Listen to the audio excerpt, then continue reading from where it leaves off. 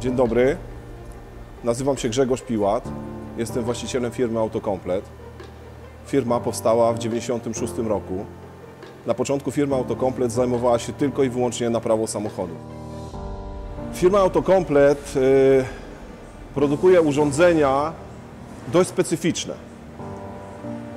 Są to tematy, gdzie klient zwraca się do nas, abyśmy mu wymyślili konkretne rozwiązanie i dostarczyli konkretną maszynę do konkretnej produkcji.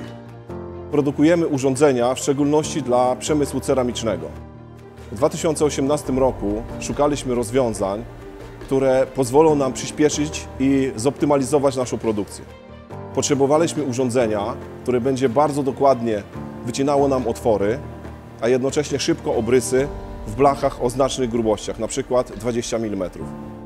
Odwiedziliśmy targi w Poznaniu, gdzie znaleźliśmy przecinarkę Combo od firmy Eckert, gdzie firma Eckert produkuje urządzenie z dwoma metodami cięcia. Cięciem plazmowym i cięciem waterjet. I nasz wybór padł na firmę Eckert, dlatego iż przecinarka Combo zajmuje bardzo mało miejsca, a jest jednocześnie połączeniem dwóch metod cięcia. I to w naszej firmie było bardzo dobrym rozwiązaniem.